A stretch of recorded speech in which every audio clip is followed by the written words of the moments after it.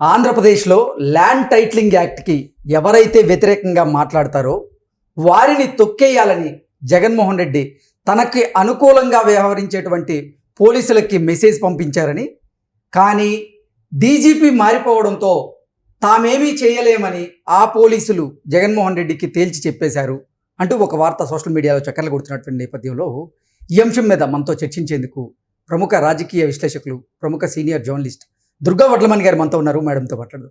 Madam నమస్తే అండి. నమస్తే మేడం, ఆంధ్రప్రదేశ్లో ల్యాండ్ టైటిలింగ్ యాక్ట్కి వ్యతిరేకంగా ఎవరైతే మాట్లాడతారో, ఎవరైతే గలం విప్పుతారో వారిని తొక్కేయాలని జగన్మోహన్ రెడ్డి తనకి అనుకూలంగా వ్యవహరించేటువంటి పోలీసులకి మెసేజ్ పెట్టాడని, కానీ డీజీపీ మారిపోవడంతో తామేమీ చేయలేము అని ఆ పోలీసులు జగన్మోహన్ రెడ్డికి తేల్చి చెప్పారు అంటూ ఒక వార్త ఇప్పుడు సోషల్ మీడియాలో చక్కర్లు కొడుతుంది.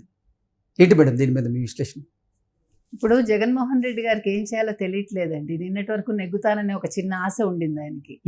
ఈ ల్యాండ్ టైటిలింగ్ యాక్ట్ ఏదైతే ఉందో ఇది ప్రజల్లోకి విపరీతంగా వెళ్ళిపోయింది, గ్రాస్ రూట్ లెవెల్కి. ఇప్పుడు ఏ ఇద్దరు ముగ్గురు కలిసినా ఇదే చర్చ. ఎందుకంటే మన పట్టాదారు పాస్బుక్ల మీద భాస్కర్ రెడ్డి గారు నిలదీశారు పులివెందుల్లో, మా పుస్తకం మీద జగన్మోహన్ రెడ్డి మొహం ఏంటి అని. అసలు మా పూర్వీకుల నుంచి అనువంశికంగా మాకు సంక్రమించినటువంటి పట్టాదారు పాస్ పుస్తకాల మీద జగన్మోహన్ రెడ్డి బొమ్మ ఏంది అంటూ కూడా భాస్కర్ రెడ్డి భారతిరెడ్డి గారిని నిలదీశారు. ఆ తర్వాత మీకు తెలుసు రాళ్ళు ఏవైతే ఉంటాయో సరిహద్దు రాళ్ళు, వాటి మీద జగన్ బొమ్మ. సో అంటే ఇప్పుడు ఇది నిజం అనే దానికి అది ప్రత్యక్ష ఉదాహరణ. వాళ్ళకి పాస్బుక్ల నుంచి మీకు మీ సరిహద్దు రాళ్ల నుంచి ఇప్పుడు మీకు ల్యాండ్ టైటిలింగ్ యాక్ట్ వరకు వచ్చారు వాళ్ళు. అంటే కొనసాగింపు అన్నమాట దానికి. అంటే మీ ఆస్తి పత్రాలు తను పెట్టేసుకుంటాడు, మీ ఆస్తి తీసేసుకుని అది అమ్మేసుకుంటాడు, లేకపోతే తాకట్టు పెట్టుకుంటాడు, మీకు దాని మీద ఎటువంటి హక్కు ఉండదు అనే దానికి ఇది వాళ్ళకి ప్రత్యక్షంగా కనిపించింది. అది కరెక్టే కదా. ఇప్పుడు అంటే మైండ్ లో ఏదో పెట్టుకుని 5 ఏళ్లుగా ఈ గేమ్ ఆయన ఆడుతున్నాడు, దానికి ఇది పరాకాష్ట. ఇది ఎక్స్పెక్ట్ చేయలేదు జగన్మోహన్ రెడ్డి. అది ప్రజల అదృష్టం కొద్దీ ఎలక్షన్స్ ముందు బయటకు వచ్చింది ఈ విషయం. లేకపోతే వాళ్ళు మునిగిపోయి ఉండేవాళ్ళు. వాళ్ళు ఏ కొద్దిగా ఇంకా జగన్మోహన్ రెడ్డి మీద ప్రేమ ఉండి లేకపోతే భయపడో వాళ్ళు ఓట్లు వేసుంటే వాళ్ళ జీవితాలు ఇంకెందుకు పనికి రాకుండా అయ్యేవి. కానీ వాళ్ళకి ఎక్కడో టైం బాగుందండి, దాన్ని మన పదం వాడడం కానీ జనరల్ గా చెప్తున్నా. కాబట్టి ముందు రావడం వల్ల ఇప్పుడు మేల్కొంటున్నారు. కొంతమంది అయితే వాళ్ళ ఆస్తి పత్రాలు పట్టుకెళ్ళి రిజిస్ట్రేషన్ ఆఫీస్కి వెళ్ళి అక్కడ వెరిఫై చేసుకుంటున్నారు అసలు మా పేరును ఉందా లేదా అని. ఇప్పుడు ఇవాళ ఒక పోస్ట్ చూసానండి, ఒక ఐఏఎస్ ఆఫీసర్ అతను వాళ్ళ పేరెంట్స్ పోతే, అంటే పెద్ద ఆయన రిటైర్ అయిపోయాడు ఈయన కూడా. ఇప్పుడు ఆయన ఆస్తి గురించి ఆయన తిరుగుతుంటే ఆయనకు పనులు అవ్వట్లేదుట. సేమ్ ఈ ల్యాండ్ టైటిలింగ్ యాక్ట్ నాకు అప్లికబుల్ అవుతోంది, నా ఆస్తి నాకు కాకుండా చేస్తున్నారని ఆయన ఒక పోస్ట్ పెట్టాడు. అంటే అది ఇంకా తెలియట్లేదు ఆయనకి. ఆయనకైతే ఆయన పేరున రావటానికి మాత్రం కుదరట్లేదు. నేనే బాధితుడిని అని పెట్టాడు ఆయన.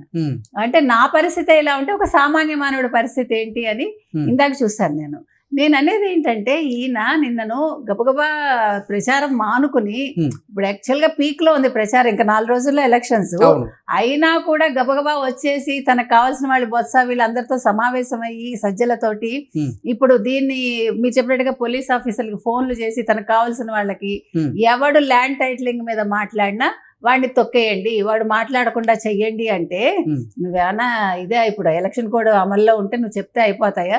లక్కీగా నిన్న డీజీపీ కూడా వెళ్ళిపోయాడు, ఎప్పుడో జరగాల్సిన పని ఇప్పటికి అయింది. నిన్న అమిత్ షా కూడా చెప్పాడు ఈ అవినీతి ప్రభుత్వాన్ని అంతం చేస్తాము, కూటమి బలంగా ఉంది అంటూ. ఇదొకటి ఆయన కంగు తిన్నాడు. అంటే నిన్న ప్రత్యక్షంగా జగన్మోహన్ రెడ్డి గురించి బీజేపీ అంటే కూటమిలో ఉన్న బీజేపీ ఓపెన్ గా మాట్లాడింది. మొన్న రాజ్నాథ్ సింగ్ మాట్లాడాడు, మళ్ళా మోదీ గారు కూడా సభ ఉంది. సో ఇవన్నీ ఊహించని పరిణామాలు. ఈ నేపథ్యంలో ఇది జరగడం, ఇప్పుడు తనకి ఇది రేపొద్దున పీకి చుట్టుకుంటుంది, తను గెలవను అని ఒక భయం పట్టేసుకుంది ఆయనకి. దాంతో ఈ ఆదేశాలు ఇచ్చాడు. ఇంకొకటి డీజేపీ వెళ్ళిపోవడం, ఇంకో 2 సిఎస్లు వెళ్ళిపోవడం, ఇంకో పిఎస్లు 2 వెళ్ళిపోవటం, ఇవన్నీ కూడా ఆయనకి ఏం చేయాలో తెలియట్లేదు. వాళ్ళు కూడా ఇప్పుడు మా చేతుల్లో ఏమీ లేదు, మేము చేయడానికి ప్రయత్నిస్తాము అని అన్నారు తప్ప చేయగలమని చెప్పలేదు. ఈ ల్యాండ్ టైటిలింగ్ యాక్ట్ ఏ రకంగా చూసుకున్నానండి, ప్రజల ఆస్తులకు మాత్రం భద్రత కల్పించదు. దీనికి కోర్టులకు వాళ్ళు వెళ్ళలేరు. అంటే వైసీపీ వాళ్ళు ఇప్పుడు చాకచక్యంగా ఈ ల్యాండ్ టైటిలింగ్ యాక్ట్ చాలా మంచిదే అంటూ గతంలో అసలు పొలిట్ బ్యూరో సభ్యులు, టీడీపీ పొలిట్ బ్యూరో సభ్యులైనటువంటి పయ్యావుల కేశవ్ గారే ఆమోదించారు అంటూ కూడా కొన్ని వీడియోలను ఇప్పుడు సోషల్ మీడియా వేదికగా సర్క్యులేట్ చేస్తూ ఉన్నారు. అంటే నిన్న మీరు కేంద్రం చెప్పింది గమనిస్తే Hmm. కేంద్రం చెప్పిన దాంట్లో వీళ్ళు కొత్తగా వీళ్ళ రూల్స్ అండ్ రెగ్యులేషన్స్ కొన్ని అందులో యాడ్ చేశారు, మీరు అది గమనిస్తే. Hmm. అంటే వాళ్ళు చెప్పింది ఒకటి, వీళ్ళు చేసింది ఒకటి. అంటే వీళ్ళకి అనుకూలంగా కావాల్సినవన్నీ కూడా ఆ యాక్ట్ లో చొప్పించారు అనేదే కదా నిన్న విషయం బయటకు వచ్చింది. Hmm. అంటే కేంద్రం చెప్పిన దానికి వీళ్ళు ఎట్లా దాన్ని గ్రాప్ చేసుకోవాలి, ఆ ఆస్తులను ఎట్లా సొంతం చేసుకోవాలి అనే దానికి తగినట్టుగా Hmm. వీళ్ళు అందులో కొన్ని అంశాలు పొందుపరిచారు. Hmm. అంతేకాకుండా ఇప్పుడు దీన్ని ఏమంటారు, ఇప్పుడు ఆ ఆస్తి అందులో ఆ అంశాలు పొందుపరచడమే కాకుండా Hmm. సివిల్ కోర్ట్ లేకుండా చేసేసారు. Okay. అంటే ఇంకొకటి నేను ఇవాళ మనకు తెలిసిన అంశం ఏంటంటే Hmm. వాళ్ళు 15 రోజుల్లోగా ఇది మాది అని ప్రూవ్ చేసుకోవాలి. ఇప్పుడు కొత్త సిస్టమ్ మనకు బయటకు వచ్చింది. అంతకు ముందు వాళ్ళు 2 ఏళ్ళు అన్నారు. ఈ 15 రోజుల్లోపు ఎటువంటి అబ్జెక్షన్ రాకూడదు. 2 సంవత్సరాల లోపు వాళ్ళ మీద ఏదైనా కంప్లైంట్ వస్తే కూడా వాళ్ళు ప్రూవ్ చేసుకోవాలి, లేకపోతే ఆస్తి వాళ్ళది కాదు. ఇట్లా రకరకాలు వీళ్ళకి అనుకూలంగా అందులో పెట్టబట్టి పయ్యావల కేసు ఆ రోజు చెప్పింది వేరే ఉండొచ్చు. ఇప్పుడు కేంద్రం చెప్పింది కాబట్టి ఓకే అది బాగుంటే అమలు చేస్తామని చెప్పి ఉండొచ్చు, అది వేరే విషయం. కానీ ఇప్పుడు వీళ్ళు ఇంప్లిమెంట్ చేస్తున్న విధానం వేరు, వీళ్ళు చెప్తున్న యాక్ట్ వేరు. ఈ యాక్ట్ వల్ల ప్రజలకి అన్ని రకాలుగా నష్టమే. వాళ్ళ ఆస్తి వాళ్ళ చేతుల్లో ఉండదు, వాళ్ళకి దస్తావేజులు వాళ్ళ దగ్గర ఉండవు, వాళ్ళు కోర్టులకు వెళ్ళలేరు. దీని మీద మీకు తెలుసు, ఈవెన్ జ్యుడిషియరీ కూడా 50 రోజులు వాళ్ళు న్యాయ పోరాటం చేశారు. మేము అసలు చాలా ముఖ్యం, మేము ఎగ్జిక్యూషన్ ఇవన్నీ ఎంత అవసరమో జ్యుడిషియరీ కూడా అంతే అవసరం అని చెప్పి వాళ్ళు న్యాయ పోరాటం చేశారు. సో ఇది ఎవరు యాక్సెప్ట్ చేయని అంశం అండి. ఇటువంటి అంశం తీసుకొచ్చి ఈ రోజు ప్రజల్లోకి వెళ్తుందని తెలియక వెళ్ళేసరికి ఆయన భయపడుతున్నాడు. అంటే ఇప్పుడు ఓటమి భయం అనేది ఆయన చూస్తున్నాడు. దాంతో ఎలాగైనా నన్ను గెలిపించండి, నన్ను గట్టెక్కించండి అని పోలీసులను బతిమాలుకున్నాడు ఆయన. ఇది ఎంత అంటే ప్యాథటిక్ సిచ్యువేషన్ అయింది.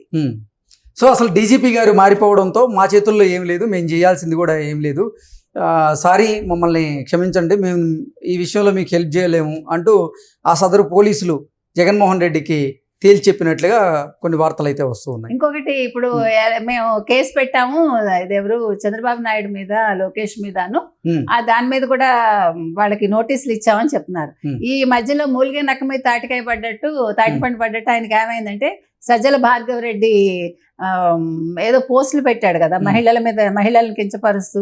అంటే ఈ పెన్షన్లు సరిగా పంపిణీ అవ్వలేదు కదా, దానికి సంబంధించి ఆయన కొన్ని పోస్టులు పెట్టాడు. దాని మీద ఇప్పుడు ప్రతిపక్షం వాళ్ళు కంప్లైంట్ ఇస్తే సిబిఐ ఏమో కేసు పెట్టింది. ఇప్పుడు దానికోసం టెన్షన్ పడుతున్నాడు ఆయన. సో మీకు గుర్తుపెట్టుకోండి, సాగినంత కాలం సాగుతుందండి. ఎప్పుడు తేడా వస్తుందో 1 by 1 పీక్కి చుట్టుకుంటాయి మనిషికి.